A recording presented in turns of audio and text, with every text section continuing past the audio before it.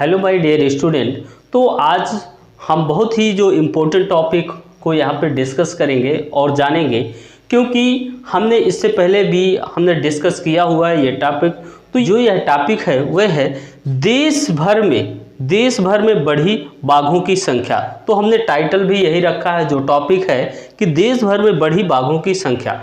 तो इससे पहले भी हमने बाघ के ऊपर एक वीडियो बनाया हुआ है। अभी तक अगर आपने उसको वॉच नहीं किया है तो आप प्लेलिस्ट में जाकर उसको वॉच कर सकते हैं, ठीक है। तो हमने इससे पहले जो डिस्कस किया था तो उसमें अनुमानित आंकड़े हमने डिस्कस किया था। तो उस टाइम पे प्रधानमंत्री जो है हमारे इंडिया के, तो हमारे इंडिया के प्रधानमंत्री ने 9 अप्रैल को एक लिस्ट जारी किया था, जिसमें कुछ बाघों की अनुमानित संख्या को उन्होंने प्रकाशित किया था, कुछ आंकड़े प्रकाशित किया था। बट आज हमने, क्योंकि अभी कल ही देखे कि 29 जुलाई को जो विश्व बाघ दिवस था, इस उपलक्ष्य में जो हमारे केंद्रीय पर्यावरण एवं वन एवं जलवायु जो मंत्री हैं, तो उन्होंने जो एक रिपोर्ट प्रकाशित किया, तो इसमें देश भर के जितने भी हमारे स्टेट्स हैं जहाँ पे बाघों की संख्या बढ़ी है या फिर कम हुई है, तो उनके आंकड़े प्रकाशित किया है, ठीक है। तो राज्यवार आंकड़े जो प्रकाशित किया है, तो इसमें हम जानेंगे कि कौन से स्टेट में कितने बाघों की संख्या बढ़ी है या फिर कम हुई है। तो इसी के बियॉन्ड में हम देखते हैं कि जो बाघ जनगणना 2022 की जो जनगणना है, उसके आंकड़े अभी प्रकाशित किए हैं 2023 में। तो 2023 में तो 29 जुलाई 2023 को जो आंकड़े प्रकाशित किए गए हैं, तो उसमें देखते हैं कि सबसे पहले ये जानते हैं कि विश्व बाघ दिवस कब मनाया जाता है। तो यह 29 जुलाई को, बहुत इंपॉर्टेंट है। हमेशा कॉम्पिटिटिव एग्जाम में यहाँ से पूछे जाते हैं क्वेश्चन कि विश्व बाघ दिवस कब मनाया जाता है, तो किस दिन को मनाया जाता है, 29 जुलाई को।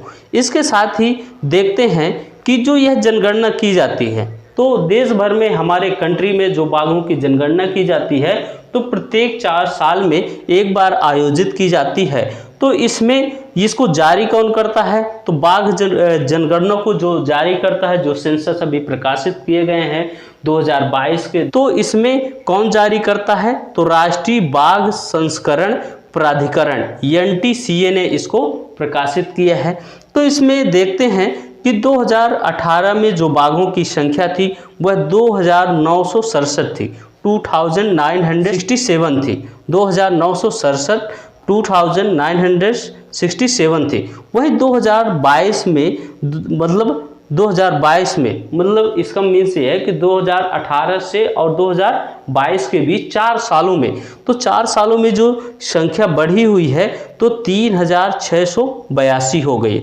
लगभग 715 टाइगर जो हैं हमारे कंट्री में बढ़े हैं। तो ये हमारे इंडिया के लिए एक बहुत ही खुशखबरी है कि ये जो आंकड़े प्रकाशित किए गए हैं, तो 4 सालों में 715 अगर टाइगर बढ़ रहे हैं, तो ये एक बहुत ही खुशी का पल है हमारे इंडिया के लिए। ओके, तो जानते हैं कि जो भारत है हमारा, भारत दुनिया का लगभग 75% बाघों का आवास बन गया है, ठीक है। हमारा जो कंट्री है इंडिया, यह विश्व के लगभग 75% बाघों के आवास बन गया है, बाघों का आवास बन गया है, ठीक है।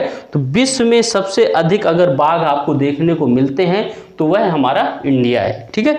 इसके बाद बाघ संरक्षण के 50 वर्ष भी पूरे हो गए हैं। तो 50 वर्ष पूरे हो गए, तो हमने देखा कि जो ये अभी तक का जो ये सफ़र है, ये काफ़ी शानदार रहा है। हमने काफ़ी बढ़ोतरी भी किया है यहाँ पे, ठीक है। तो अब जानते हैं कि राज्यवार बाघों की संख्या कहाँ पे कितनी बढ़ी है। तो इसके पहले देखते हैं कि हमने 2018 की देखते हैं यहाँ जनगणना में कितने बाघ थे, और 2022 का यहाँ पे देखते हैं, ठीक है। तो मध्य प्रदेश में देखें तो ओके, तो हम देखेंगे कि राज्यवार बाघों की संख्या, तो प्रत्येक स्टेट में जो बाघों की संख्या में जो इंक्रीमेंट हुआ है, जो बढ़ोतरी हुई है, तो देखते हैं कि मध्य प्रदेश में 2018 में 526 बाघ थे। तो इसमें हमारे मध्य प्रदेश में एक रिकॉर्ड तोड़ वृद्धि हुई, बहुत ज़्यादा वृद्धि हुई, 785 बाघ हो गए। समझो कि मध्य प्रदेश 2018 में 526 थी। हमें एक टाइम पे यह लग रहा था कि मध्य प्रदेश में बहुत सारे बाघों की डेथ हुई है, तो हो सकता है कि जो हमारा मध्य प्रदेश को टाइगर स्टेट का जो दर्जा दिया गया है वह शायद छिन जाएगा, बट ऐसा नहीं हुआ। मध्य प्रदेश ने अपने आप को बरकरार रखा है टाइगर स्टेट के रूप में। तो कर्नाटक में 524 बाघ थे, तो यहाँ पे जो बढ़ोतरी हुई है 563 की हुई है, मतलब बहुत कम हुई है। इतना हमने अपेक्षा नहीं की थी, हमें लग रहा था कि कर्नाटक में जो बाघों की संख्या है वह अधिक होगी मध्य प्रदेश से, बट ऐसा नहीं हुई है। उत्तराखंड में 442 थे 2018 में, वहीं 2022 में 560 हो गए हैं। महाराष्ट्र में 312 थे जो 444 हो गए हैं, और उत्तर प्रदेश में 173 थे जो 205 हो गए हैं। बहुत ही इंपॉर्टेंट है दोस्तों, हमेशा एग्जाम में क्वेश्चन पूछे जाएंगे यहाँ से, ठीक है। इसके साथ ही देखते हैं कि जो टाइगर रिजर्व हैं वहाँ पे सबसे ज़्यादा किस टाइगर रिजर्व में सबसे ज़्यादा बाघों की संख्या है। तो कॉर्बेट टाइगर रिजर्व जो कि उत्तराखंड में है, यहाँ पर बाघों की संख्या सबसे ज़्यादा है, 260 है। ओके, बहुत ही इंपॉर्टेंट है। इसके बाद नेक्स्ट है बांदीपुर टाइगर रिजर्व जो कि कर्नाटक में है, यहाँ पे बाघों की संख्या सर्वाधिक 150 है। वहीं नागरहोल टाइगर रिजर्व जो कि कर्नाटक में है, यहाँ पे 144 है, यहाँ पे 141 है बाघों की संख्या। वहीं बांधवगढ़ टाइगर रिजर्व मध्य प्रदेश का है जो 135 है, और दुधवा टाइगर रिजर्व उत्तर प्रदेश का है जहाँ पे 135 है। इसके अलावा कुछ स्टेट्स में जो बाघों की संख्या कम हुई है, तो उसमें जैसे कि तमिलनाडु है आपका, ठीक है, तमिलनाडु है, उड़ीसा है ना, उड़ीसा है, झारखंड, ठीक है, झारखंड, छत्तीसगढ़ आदि में जो बाघों की संख्या है उनमें गिरावट आई है। तो हमारा इंडिया काफ़ी ग्रोथ किया है ना, काफ़ी इंक्रीमेंट हुए हैं, बाघों की संख्या में काफ़ी बढ़ोतरी हुई है।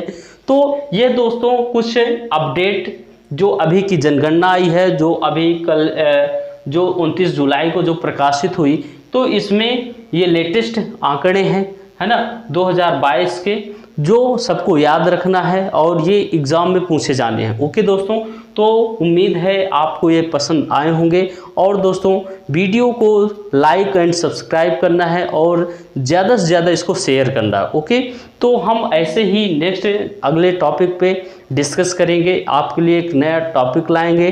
तो आपको दोस्तों ज़्यादा से ज़्यादा शेयर करना है, और अपने चैनल को, ये आपका एक परिवार है, इसको आपको जल्दी जल्दी कोशिश करके इसको 1K 1000 से ऊपर ले जाना है। ओके दोस्तों, तो मिलते हैं नेक्स्ट क्लास में। Thank you.